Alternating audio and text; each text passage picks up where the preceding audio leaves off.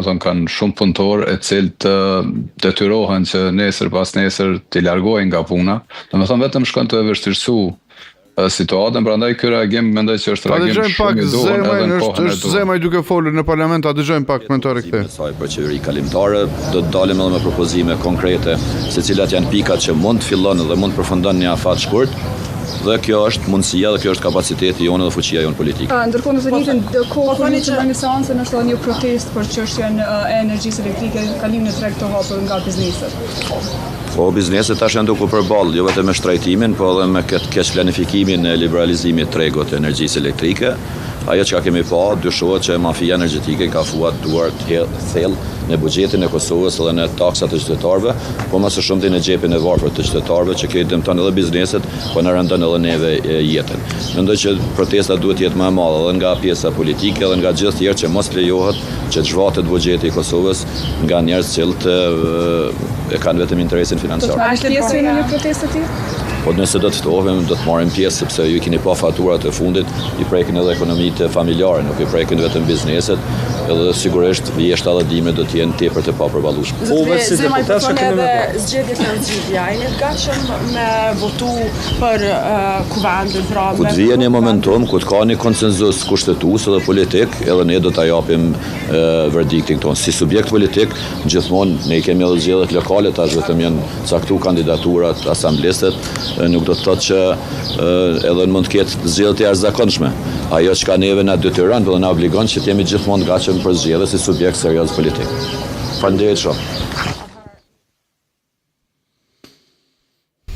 Foli Armen Zemaj, tha që do të kemi qëndrime pas seancës së 30. Në fakt, a ka hapësirë çfarë mund të bëjmë partitë? Apo duket sikur po kthehet në normalitet kjo mentor?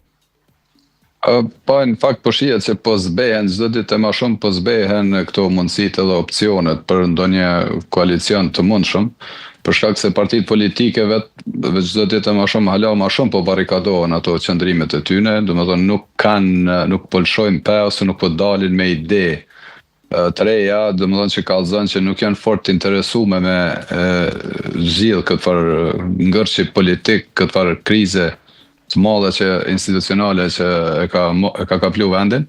Në anën tjetër, zoti Kurti veç e ka fillu fushatën në një farë ai po shihet në terren shpesh me aktivitete, me qytetarë, me aktivitete të ndryshme.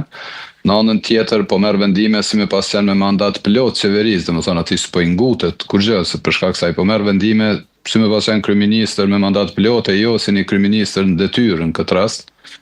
Kështu që nuk po shoh opsionet janë tavolin, po nuk po shoh vullnet për me bë domethënë ndonjë zgjidhje në këtë rast. Përpos zotit Hamza dje që dëgjova një intervistë i cili gjithmonë është i hapur për me diskutu, me negociu, për me folë dhe për me gjetë zgjidhje. Për ta tjerë nuk po shoh që janë fort interesuar për ndonjë zgjidhje. Qartë, e kuptova. Po pret që të ketë vendim mas të përkohshme nga gjykata kushtetuese apo do të vazhdojmë kështu me 48 orë? Tash edhe presidentja, domethënë dje duhet dul më në fund me një lloj paralajmërimi që ka me dërgu në kushtetuese sigurisht këtë çështje ngërçë si të gjendet në udhë kësaj pune. Për një çështje e cilën unë mendoj që ka mujt me marrë edhe më herët, që mos më lanë tash sa muaj u von prej zgjedhjeve gati 5 muaj që nuk kemi institucione, po më mirë vonë se kur kanë thonë, kështu që edhe kjo është një hap që besoj që gjykata kushtetuese ka me gjetë një derdalje nga kjo situatë, e pastaj të shohim ç'është po ndodh edhe ç'është po reflektojnë partitë politike në këtë rast.